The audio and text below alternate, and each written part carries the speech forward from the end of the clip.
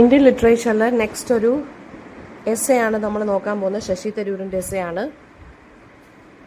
I plead that you read എന്നുള്ള essay ആണ് നമ്മൾ നോക്കുന്നത്. അപ്പോൾ ശശി തരൂർ ലണ്ടനിൽ മാർച്ച് 9, 1956 ജനിച്ചത്.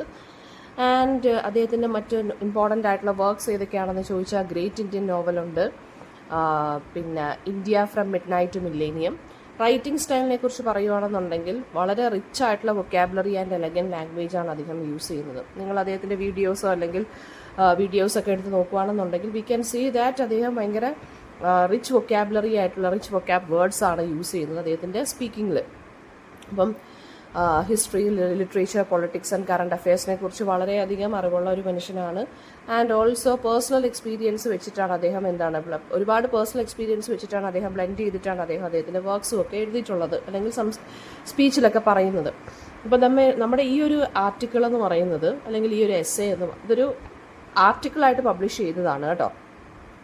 സോ ഡീപ്പ് റീഡിംഗ് എന്ന് പറയുന്നത് നമുക്ക് ഇൻ്റലക്ച്വൽ ഗ്രോത്തിനും ക്രിട്ടിക്കൽ തിങ്കിങ്ങിനും ഒക്കെ അല്ലെങ്കിൽ ഡെമോക്രസിയുടെ സർവൈവലിനും ഒക്കെ ഇമ്പോർട്ടൻ്റ് ആണ്. എന്തുകൊണ്ട് നമ്മൾ ഡീപ്പ് റീഡിംഗ്, ആഴത്തിലുള്ള വായന നടത്തണം എന്നുള്ളതിനെ കുറിച്ചൊക്കെയാണ് അദ്ദേഹം ഇതിനകത്ത് സംസാരിക്കുന്നത്. ആൻഡ് അദ്ദേഹം ഒരു കൺസേൺ അതായത് ഒരു കൺസേൺ, അദ്ദേഹത്തിൻ്റെ ഒരു കൺസേൺ എന്താണെന്ന് വെച്ചാൽ യങ് പീപ്പിൾ കോൺസ്റ്റൻ്റ് ആയിട്ട് റീഡ് ചെയ്യുന്നു എന്നാണ് പറയുന്നത്. ഡിജിറ്റൽ ഡിവൈസിലൊക്കെ, നമ്മുടെ മൊബൈലിൽ, കിൻഡിൽ ആപ്പിനകത്തൊക്കെ ഇതിനകത്തൊക്കെ നമ്മൾ നല്ലോണം വായിക്കുന്നു, യങ് റീഡേഴ്സൊക്കെ വായിക്കുന്നു എന്നൊക്കെയാണ് പറയുന്നതെങ്കിലും അവർ സീരിയസ് ആയിട്ട് അല്ലെങ്കിൽ വളരെ സസ്റ്റെയിൻഡ് ആയിട്ടുള്ള റീഡിങ് നടത്തുന്നില്ല എന്നുള്ളതാണ് അദ്ദേഹത്തിൻ്റെ ഒരു അദ്ദേഹം കണ്ടുപിടിച്ചൊരു കാര്യം. അപ്പോൾ സോഷ്യൽ മീഡിയയിലാണെന്നുണ്ടെങ്കിൽ ഇൻസ്റ്റൻ്റ് ആയിട്ട് നമ്മൾ മെസ്സേജ് അയക്കുന്നു അല്ലേ, അതൊക്കെ ഷോർട്ട് ഫോം ആയിട്ടുള്ള കോണ്ടൻറ്റ്സ് ആണ്. ആ ഷോർട്ട് ഫോം ആയിട്ടുള്ള റീഡിംഗ് ആണെങ്കിലും സോഷ്യൽ മീഡിയയിൽ നമ്മൾ മെസ്സേജ് അയക്കുന്നതും വായിക്കുന്നതും ഒക്കെ എന്ന് വെച്ച് കഴിഞ്ഞാൽ അതൊക്കെ ശരിക്കും പറഞ്ഞാൽ ബുക്കിൻ്റെ വായനയെ റീപ്ലേസ് ചെയ്തിട്ടുള്ള കാര്യങ്ങളാണ്. അതുകൊണ്ട് തന്നെ നമുക്ക് കോൺസെൻട്രേഷനോ അല്ലെങ്കിൽ ഒരു അനലിറ്റിക്കൽ എബിലിറ്റിയോ ഒക്കെ നഷ്ടമായിക്കൊണ്ടിരിക്കുകയാണെന്നാണ് അദ്ദേഹം പറയുന്നത് with the over use of social media platforms. So why higher level reading is important എന്നുള്ളതാണ് ഈ ഒരു പേപ്പറിൻ്റെ ടൈറ്റിൽ എന്ന് പറയുന്നത്. ഓക്കെ, സോ നമുക്ക് ഈ ഒരു എസ്സേയുടെ സെൻട്രൽ ആർഗ്യുമെൻറ്റിലോട്ട് പോവാം. ഡീപ്പ് റീഡിംഗ് എന്ന് പറയുന്നത് ഇമാജിനേഷനെയും ക്രിട്ടിക്കൽ തിങ്കിങ്ങിനെയും ഇമോഷണൽ ഇൻ്റലിജൻസിനെയും ഡെമോക്രാറ്റിക് അവയർനെസ്സിനെയൊക്കെ ഡെവലപ്പ് ചെയ്യുന്നൊരു കാര്യമാണ്.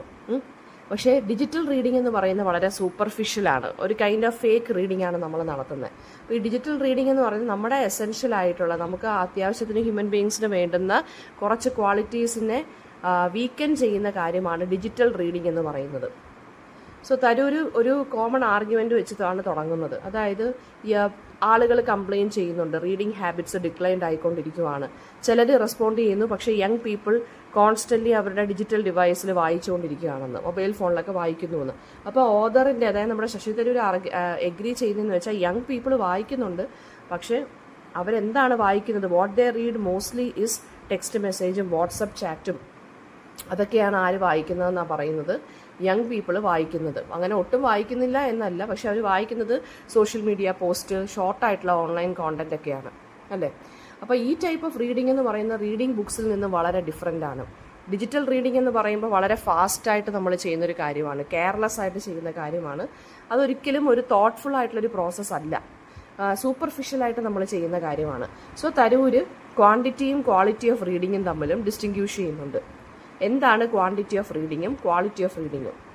Reading thousands of messages every day എന്ന് പറയുന്നതിനെ നമുക്കൊരിക്കലും ക്വാളിറ്റി റീഡിംഗ് എന്ന് പറയാൻ സാധിക്കുകയില്ല. നോവൽ വായിക്കുന്ന പോലെയോ, എസ്സേ വായിക്കുന്ന പോലെയോ, ബയോഗ്രഫി വായിക്കുന്ന പോലെയോ, അല്ലെങ്കിൽ സീരിയസ് ആയിട്ടുള്ള ലിറ്ററേച്ചർ വായിക്കുന്ന പോലെ ആവത്തില്ല. ഡീപ്പ് റീഡിങ്ങിന് എന്താണ് ആവശ്യം? കോൺസെൻട്രേഷനും പേഷ്യൻസും ഇൻ്റർപ്രിട്ടേഷനുമാണ് ആവശ്യം. അതായത് എല്ലാ റീഡിങ്ങും എന്ന് പറയുന്നത് മൈൻഡ് ഈക്വലി ഡെവലപ്പ് ആക്കത്തില്ല. പിന്നെ ഓതർ ഇൻട്രൊഡ്യൂസ് ചെയ്യുന്ന ഒരു കാര്യം എന്താണെന്ന് വെച്ച് കഴിഞ്ഞാൽ വാർണിംഗ് കൊടുക്കുകയാണ്. അതായത് സീരിയസ് റീഡിംഗ് എന്ന് പറയുന്നത് വേൾഡ് എക്രോസ് ഡിക്ലൈൻഡ് ആയിക്കൊണ്ടിരിക്കുകയാണ്. അതുകൊണ്ട് തന്നെ കുറച്ച് ആളുകൾക്ക് മാത്രമേ ഡിഫിക്കൽട്ടായിട്ടുള്ള ഐഡിയാസ് അണ്ടർസ്റ്റാൻഡ് ചെയ്യാനോ, അല്ലെങ്കിൽ വളരെ ഡിഫിക്കൽട്ടായിട്ടുള്ള ടെക്സ്റ്റിലുള്ള ഐഡിയാസിനെ കോംപ്രിഹെൻഡ് ചെയ്യാനോ ഇൻ്റർപ്രറ്റ് ചെയ്യാനോ സാധിക്കുകയുള്ളൂ. സോ അദ്ദേഹം ഈ ഒരു ആർഗ്യുമെൻറ്റ് പറഞ്ഞപ്പോൾ, ഈ ഒരു ഐഡിയ പറഞ്ഞപ്പോൾ അദ്ദേഹത്തിൻ്റെ ആർഗ്യുമെൻറ്റ് സ്ട്രെങ്തൻ ആക്കാൻ വേണ്ടി തരൂർ ഡിപ്പെൻഡ് ചെയ്തിരിക്കുന്ന ഒരു അക്കാഡമിക് റിസർച്ചിനെയാണ്, അല്ലാതെ പേഴ്സണൽ ഒപ്പീനിയൻസ് ഒന്നും അല്ല അദ്ദേഹം എടുത്തിരിക്കുന്നത്. അദ്ദേഹം തന്നെ റിസർച്ച് ചെയ്ത് കണ്ടുപിടിച്ചൊരു കാര്യമാണ് അദ്ദേഹം എടുക്കുന്നത്. ഇപ്പോൾ സ്കോളേഴ്സ് പറയുന്നത് എന്താണെന്ന് വെച്ചാൽ മോഡേൺ സൊസൈറ്റിയിൽ റീഡേഴ്സിനെ നമുക്ക് നഷ്ടമായിക്കൊണ്ടിരിക്കുകയാണ്. വളരെ ഡീപ്പായിട്ടും ക്രിറ്റിക്കലായിട്ടും വായിക്കുന്ന റീഡേഴ്സിനെയാണ് നമുക്ക് നഷ്ടമായിക്കൊണ്ടിരിക്കുന്നത്. ആൻഡ് റിസർച്ച് കൺഫേം ചെയ്യുന്ന എന്താണെന്ന് വെച്ചാൽ സീരിയസ് റീഡിംഗ് എന്ന് പറയുന്നത് ഒരു സീരിയസ് റീഡിങ്ങിലുള്ള ഡിക്ലൈൻ ഒരു ഗ്ലോബൽ കൺസേൺ ആയി മാറിക്കൊണ്ടിരിക്കുന്നു. സ്കോളേഴ്സ് എക്സ്പ്ലെയിൻ ചെയ്യുന്ന എന്താണെന്ന് വെച്ചാൽ ഈ ഡിജിറ്റൽ കൾച്ചർ കാരണമാണ് നമുക്ക് ഷോർട്ടായിട്ടുള്ള അറ്റൻഷൻ സ്പാൻ നിൽക്കുന്നത്. അതായത് നമ്മളിപ്പോൾ കാണുന്ന എല്ലാം എന്താ, കുഞ്ഞു കുഞ്ഞു റീഡിങ്സ്, കുഞ്ഞു കുഞ്ഞു കോഡ്സ് ആണ് നമ്മൾ വായിക്കുന്നത്, അല്ലെ വായിക്കുവാണെന്നുണ്ടെങ്കിൽ നമ്മുടെ മൊബൈലിലാണെന്നുണ്ടെങ്കിലും നമ്മുടെ ടാബ്ലറ്റ്സിലാണെന്നുണ്ടെങ്കിലും ലാപ്പിലാണെന്നുണ്ടെങ്കിലും നമ്മൾ വായിക്കുന്ന എല്ലാം കുഞ്ഞു കുഞ്ഞു കാര്യങ്ങളാണ്. അതായത് വളരെ ഷോർട്ടായിട്ടുള്ള അറ്റൻഷൻ സ്പാൻ കിട്ടുന്ന വീഡിയോസ് അല്ലെങ്കിൽ റൈറ്റിംഗ് പീസസ് ആണ് നമ്മൾ ഡിജിറ്റൽ ഡിവൈസിൽ വായിക്കുന്നത്. അപ്പം നമ്മുടെ കോൺസെൻട്രേഷനെയാണ് അത് ബാധിക്കുന്നത്. അതുകൊണ്ട് തന്നെ നമ്മുടെ ഇമ്പോർട്ടൻ്റ് ആയിട്ടുള്ള റീഡിംഗ് ഹാബിറ്റ്സ് ഡിസപ്പിയർ ആവുകയാണ്. അതായത് ക്രിട്ടിക്കൽ റീഡിങ് നമുക്ക് പറ്റുന്നില്ല, കോൺഷ്യസ് ആയിട്ട് നമുക്ക് വായിക്കാൻ പറ്റുന്നില്ല. അതായത് കോൺസെൻട്രേറ്റ് ചെയ്തിരുന്ന് നല്ല ഡീപ്പായിട്ട് ഇമ്മേഴ്സ് ചെയ്ത് വായിക്കുന്നത് പറ്റുന്നില്ല. സ്ലോ റീഡിങ് നമുക്ക് പറ്റുന്നില്ല. കാരണം നമുക്ക് ഫാസ്റ്റ് ആയിട്ടുള്ള റീഡിംഗ് ആണ് ഇപ്പം നമ്മൾ ഡിജിറ്റൽ ഡിവൈസിൽ നമ്മൾ ചെയ്യുന്നത്. ലിറ്റററി റീഡിങ് പറ്റുന്നില്ല. പ്ലഷറിന് വേണ്ടിയുള്ള വെറുതെ നമ്മളിങ്ങനെ ഒരു ആനന്ദത്തിന് വേണ്ടി നമ്മൾ വായിക്കുന്ന ആ ഒരു രീതിയൊന്നും നമുക്കിപ്പോൾ പറ്റുന്നില്ല. അല്ലെങ്കിൽ വളരെ ലോങ് ആയിട്ടുള്ള ഫോം ഓഫ് റീഡിങ് നമുക്ക് സാധിക്കുന്നില്ല. സോ അവർ ആർഗ്യൂ ചെയ്യുന്നുണ്ട്, ഓഡിയോ ബുക്സ് ഒക്കെ ഉണ്ടല്ലോ, നമുക്കത് കേൾക്കാമല്ലോ എന്നൊക്കെ പറയുന്നുണ്ടെങ്കിൽ ഓഡിയോ ബുക്സിന് ഒരിക്കലും ആക്ച്വൽ റീഡിങ്ങിനെ റീപ്ലേസ് ചെയ്യാൻ സാധിക്കത്തില്ല, അല്ലേ? അപ്പോൾ റീഡിങ്ങിന് എന്താണ് ഏറ്റവും അത്യാവശ്യമുള്ള കാര്യം? ആക്റ്റീവായിട്ടുള്ള മെൻ്റൽ പാർട്ടിസിപ്പേഷനാണ്. നമ്മളൊരു ബുക്ക് വായിക്കുമ്പോൾ റീഡേഴ്സ് എങ്ങനെയാണ്, യഥാർത്ഥത്തിലുള്ള റീഡേഴ്സ്, ഒരു റിയൽ റീഡർ എങ്ങനെയാണ് ഒരു ബുക്ക് വായിക്കുന്നത്? ഇമാജിൻ ചെയ്ത് വായിക്കും സീനുകളല്ല, ഐഡിയാസിനെ അനലൈസ് ചെയ്യും, മീനിങ്സിനെ ഇൻ്റർപ്രറ്റ് ചെയ്യും. ഒന്ന് പോസ് ചെയ്ത് ഒന്ന് സ്റ്റോപ്പ് ചെയ്ത്, വലിയ ഭയങ്കര എപ്പിസോഡുകളൊക്കെയാണ് വരുന്നതെന്നുണ്ടെങ്കിൽ ഒന്ന് സ്റ്റോപ്പ് ചെയ്ത് അതിനെക്കുറിച്ചൊക്കെ റിഫ്ലക്റ്റ് ചെയ്ത് ഇമാജിൻ ചെയ്താണ് വായിക്കുന്നത്. ഓഡിയോ ബുക്സിനകത്ത് ലിസ്ണിംഗ് ഉണ്ടെങ്കിലും അതിനകത്ത് റിട്ടൺ ലാംഗ്വേജിനെ പ്രോസസ്സ് ചെയ്യാനൊരു കാര്യം നമുക്ക് കിട്ടുന്നില്ല. അപ്പോൾ ടെക്നോളജിക്ക് ഒരിക്കലും ഫുള്ളി നമുക്ക് എന്ത് ചെയ്യാൻ പറ്റത്തില്ല. നമ്മുടെ ബുക്സ് വായിക്കുന്ന ആ ഒരു സാറ്റിസ്ഫാക്ഷൻ, ഇൻ്റലക്ച്വൽ സാറ്റിസ്ഫാക്ഷൻ ടെക്നോളജിയിലൂടെ നമുക്ക് ഒരിക്കലും സാധ്യമാകുന്നില്ല. ആൻഡ് സ്കോളേഴ്സ് റീഡിങ്ങിൻ്റെ ബെനിഫിറ്റ്സ്, സൈക്കോളജിക്കൽ ബെനിഫിറ്റ്സിനെ കുറിച്ച് സംസാരിക്കുന്നുണ്ട്. അതായത് റീഡിങ് എന്തൊക്കെ കാര്യങ്ങൾ ഡെവലപ്പ് ചെയ്യുന്നു നമ്മുടെ മൈൻഡുമായിട്ട് സംബന്ധിച്ച്. അതായത് റീഡ് ചെയ്യുമ്പോൾ നമുക്കൊരു മോട്ടിവേഷൻ കിട്ടുന്നു, നമുക്കൊരു ഇമോഷണൽ അണ്ടർസ്റ്റാൻഡിങ് കിട്ടുന്നു, നമുക്ക് പ്ലഷർ, റിലാക്സേഷൻ, ഒരു ക്രിയേറ്റിവിറ്റി, ഇമാജിനേഷൻ, ഇൻസ്പിറേഷൻ ഇതൊക്കെ കിട്ടുവാണ്. അപ്പോൾ തരൂർ അദ്ദേഹത്തിൻ്റെ തന്നെ ചൈൽഡ്ഹുഡ് എക്സ്പീരിയൻസ് ഷെയർ ചെയ്യുന്നുണ്ട്. അതായത് അദ്ദേഹം ഒരു ആസ്മാറ്റിക് ചൈൽഡായിരുന്നു, ആസ്മയുണ്ടായിരുന്നു. അപ്പോൾ അതുകൊണ്ട് തന്നെ അദ്ദേഹം ഫുൾ ടൈം ഇൻഡോർസിലായിരുന്നു ടൈം സ്പെൻഡ് ചെയ്യുന്നത്. സോ ബുക്കുകളാണ് അദ്ദേഹത്തിൻ്റെ എസ്കേപ്പ് എന്നും എഡ്യൂക്കേഷൻ എന്നും എൻ്റർടൈൻമെൻ്റ് എന്ന് അന്ന് അദ്ദേഹം പറഞ്ഞിരുന്നത്. അതായത് റീഡിങ്ങിലൂടെ അങ്ങനെ അദ്ദേഹത്തിൻ്റെ വൊക്കാബുലറി ഇൻക്രീസ് ചെയ്തതും നോളജ് ബ്രോഡൻ ചെയ്തതും. സോ ഇപ്പോഴത്തെ ആളുകൾ അല്ലെങ്കിൽ യങ് ആയിട്ടുള്ള ആളുകളൊന്നും ഈ ഒരു ഹാപ്പിനെസ് കുട്ടികൾക്ക് കിട്ടുന്നില്ല. ഓൾദോ ദേ സ്റ്റേ ഇൻഡോർസിൽ സ്റ്റേ ചെയ്യുവാണെങ്കിലും ഈ ഒരു satisfaction they are not at all receiving. And പിന്നീട് അദ്ദേഹം പറയുന്നതെന്ന് വെച്ച് കഴിഞ്ഞാൽ പേഴ്സണൽ എക്സ്പീരിയൻസിലൂടെയാണ് അദ്ദേഹം കുറച്ചുകൂടെ കൺവിൻസ് ചെയ്യാൻ നോക്കുന്നത്. അതായത് റീഡിങ് ഇമോഷണൽ ആൻഡ് ഇൻ്റലക്ച്വൽ ഡെവലപ്മെൻറ്റിന് അത്യാവശ്യമായിട്ടുള്ള അല്ലെങ്കിൽ ഷേപ്പ് ചെയ്യുന്നൊരു കാര്യമാണ്. സോ അദ്ദേഹം പറയുന്നതെന്ന് വെച്ചാൽ ഹയർ ലെവൽ റീഡിംഗ് എന്ന് പറയുന്നത് ഇപ്പോൾ ഭയങ്കര ലെസ് പോപ്പുലറായി മാറിക്കൊണ്ടിരിക്കുകയാണ്. മോഡേൺ സൊസൈറ്റിയിൽ ഇപ്പോൾ ഫേക്ക് ന്യൂസും ഈ കോൺസ്പിറസി തിയറീസും മിസ്ഇൻഫർമേഷനും അല്ലെങ്കിൽ ഇൻഫർമേഷൻ ഡിസ്റ്റോർട്ടഡ് ആയിട്ടും ഒക്കെയാണ് പ്രസൻറ്റ് ചെയ്യുന്നത്.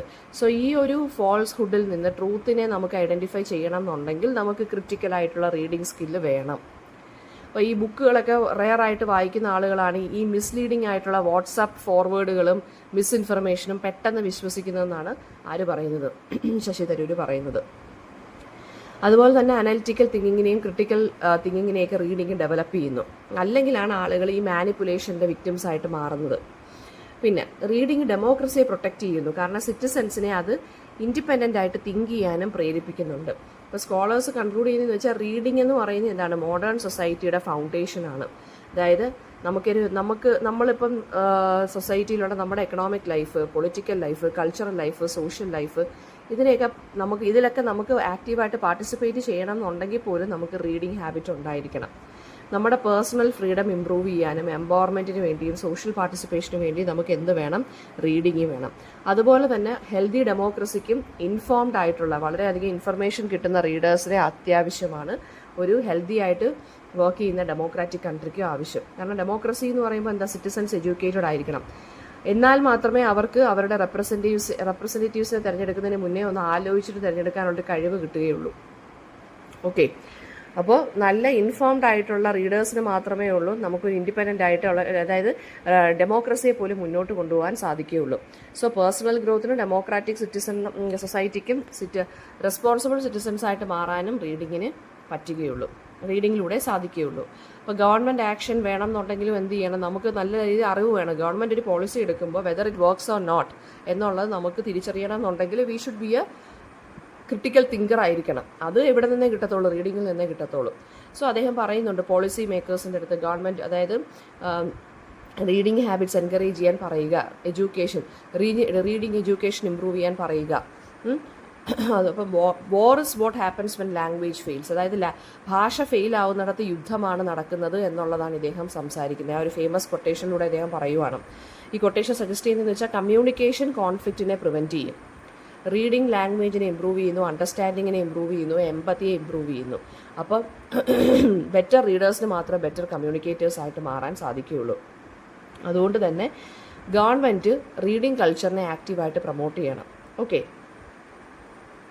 ഒരുപാട് റൈറ്റേഴ്സും പബ്ലിഷേഴ്സും റീഡേഴ്സും ഇൻക്ലൂഡിങ് തരൂർ ഹിംസെൽഫ് എന്താണ് പറയുന്നുണ്ട്, അതായത് ഒരു പുതിയ വാക്ക് അദ്ദേഹത്തിൻ്റെ അടുത്ത് ഒരു കാര്യം ചോദിക്കുമ്പോൾ, അദ്ദേഹത്തിൻ്റെ അടുത്ത് എപ്പോഴും ഇൻ്റർവ്യൂസിലൊക്കെ ചോദിക്കുന്ന കാര്യമാണ്, ഒരു പുതിയ വാക്ക് അദ്ദേഹം വായിച്ചിട്ടുള്ളതൊന്ന് പറയാമോ എന്ന്. അപ്പോൾ അദ്ദേഹം പറയുന്നതെന്ന് വെച്ച് കഴിഞ്ഞാൽ റീഡ് എന്നുള്ള വാക്ക് വേണം ഇമ്പോർട്ടൻസ് കൊടുക്കാൻ. റീഡ് എന്നുള്ള വാക്കാണ് എല്ലാ കാര്യത്തിലുള്ള സൊല്യൂഷൻ. അപ്പോൾ റീഡിംഗ് എന്ന് പറയുന്നത് പ്രൊമോട്ട് ചെയ്യുക, അതെല്ലാവരുടെയും റെസ്പോൺസിബിലിറ്റി ആണെന്നാണ് ഇദ്ദേഹം പറയുന്നത്. അപ്പോൾ മാർഗരറ്റ് ആറ്റ്വുഡ് എന്ന് പറഞ്ഞ ഒരു ഫേമസ് കനേഡിയൻ റൈറ്ററിൻ്റെ ഒരു ഫേമസ് കൊട്ടേഷൻ വെച്ചിട്ടാണ് തരൂർ എസ്സേ കൺക്ലൂഡ് ചെയ്യുന്നത്. If there are no young readers and writers, there will shortly be no older ones. Literacy ഡെഡായി പോവും, ഡെമോക്രസിയും ഡെഡായി പോവും. അതായത് നമുക്ക് ഡെമോക്രസി സേവ് ചെയ്യണം എന്നുണ്ടെങ്കിൽ യങ് ആയിട്ടുള്ള ആളുകളെ റീഡ് ചെയ്യാൻ നമ്മൾ പ്രേരിപ്പിക്കുക. റീഡേഴ്സ് ഇല്ലെങ്കിൽ ലിറ്ററസി പോവും, എഡ്യൂക്കേഷൻ പോവും, സിറ്റിസൺ അതായത് ഈ അറിവുള്ള സിറ്റിസൺസ് ഡിസപ്പിയർ ആവും, ഡെമോക്രസി വീക്കാവും. സോ റീഡിംഗ് എന്ന് പറയുമ്പോൾ നമ്മൾ വിചാരിക്കും ഒരു പേഴ്സണൽ ഹാബിറ്റ് ആണെന്നല്ല, നമ്മുടെ സിവിലൈസേഷനെയും ഡെമോക്രസിയെയും മുന്നോട്ട് കൊണ്ടുപോകണമെന്നുണ്ടെങ്കിലും റീഡിങ് വേണം. അപ്പോൾ എന്താണ് ഇതിനകത്ത് മേജറായിട്ട് പറയുന്നതെന്ന് വെച്ചാൽ റീഡിംഗ് ഹാബിറ്റ്സ് ഡിക്ലൈൻഡ് ആവുന്നു. എസ്പെഷ്യലി ഡിജിറ്റൽ മീഡിയ വന്നതിന് ശേഷം ഡീപ്പ് റീഡിംഗ് ഇല്ല. ബുക്സിനെ നമ്മളിപ്പോൾ റീപ്ലേസ് ചെയ്യുന്നു ഷോർട്ടായിട്ടുള്ള ഓൺലൈൻ കോണ്ടന്റ് വെച്ചിട്ട്. റീഡിങ് കോൺസെൻട്രേഷൻ, അനലിറ്റിക്കൽ തിങ്കിങ്ങിനെ, ഇമാജിനേഷനെ, വൊക്കാബുലറിയെയും എമ്പതിയൊക്കെ ഡെവലപ്പ് ചെയ്യാൻ സഹായിക്കുന്നുണ്ട്. പക്ഷെ നമ്മൾ എന്ത് ചെയ്യുന്നില്ല, നമുക്ക് ഈ ഒരു അനലിറ്റിക്കൽ തിങ്കിങ്ങും ക്രിട്ടിക്കൽ റീഡിങ്ങും ഒന്നും ഇല്ലാത്തത് അത് ശരിക്കും പറഞ്ഞു കഴിഞ്ഞാൽ ഭയങ്കര ഒരു നെഗറ്റീവായിട്ടുള്ള കാര്യമാണെന്നാണ് ആര് പറയുന്നത്, തരൂര് പറയുന്നത്. റീഡിങ്ങിലൂടെ മാത്രമേ നമുക്ക് സിറ്റിസൺസിനെ ഇൻഫോംഡ് ആക്കാൻ പറ്റൂ, എന്നാലേ ഡെമോക്രസി സ്ട്രെങ്തൻ ചെയ്യാൻ സാധിക്കുകയുള്ളൂ, അല്ലേ? അപ്പോൾ എൻ്റർടൈൻമെൻറ്റിനും സെൽഫ് ഡിസ്കവറിക്കും ഇമോഷണൽ ഇൻ്റലിജൻസിനും നമ്മുടെ നോളജ് എക്സ്പാൻഡ് ചെയ്യാനും ഒക്കെ നമുക്ക് റീഡിങ് വേണം. സോ ഇത് ഒരു കൈൻഡ് ഓഫ് പെർസുവേസീവ് എസ്സേയാണ്. പെർസുവേസീവ് എസ്സേ എന്ന് പറയുന്നത് എന്താണ്? പെർസുവേഡ് ചെയ്യുക എന്ന് വെച്ചാൽ എന്താണ്? നമ്മളെ കൊണ്ട് പ്രേരിപ്പിച്ച് വായിപ്പിക്കുക എന്നുള്ളൊരു കൈൻഡ് ഓഫ് എസ്സേയാണ്. അതായത് റീഡേഴ്സിന് ബുക്കിൻ്റെ വാല്യൂ മനസ്സിലാക്കി ആളുകളെ പ്രേരിപ്പിക്കുന്ന ഒരു ടൈപ്പ് ഓഫ് ഫോർമാറ്റിലാണ് ഈ ഒരു എസ്സേ ആരെഴുതിയിരിക്കുന്നത്, നമ്മുടെ ശശി തരൂർ എഴുതിയിരിക്കുന്നത്. ഒരുപാട് ലോജിക്കൽ ആർഗ്യുമെൻറ്റ്സ് ഒക്കെ അദ്ദേഹം നടത്തുന്നുണ്ട്, പേഴ്സണൽ ആയിട്ടുള്ള കാര്യങ്ങൾ പറയുന്നുണ്ട്, കൊട്ടേഷൻസ് അദ്ദേഹം യൂസ് ചെയ്യുന്നുണ്ട്, അല്ലേ? സോ ഇതാണ് നമുക്ക് പഠിക്കാനുള്ള ശശി തരൂരിൻ്റെ എസ്സേ എന്ന് പറയുന്നത്. നോട്ട്സ് അവൈലബിൾ ആണ്, വേണമെന്നുള്ളവർ ചോദിക്കുക കേട്ടോ, മെയിൽ അയച്ച്. കമൻറ്റ് സെക്ഷനകത്ത് മെയിൽ ID ഞാൻ ഇട്ടേക്കും, അപ്പോൾ നിങ്ങൾക്ക് ചോദിക്കാം.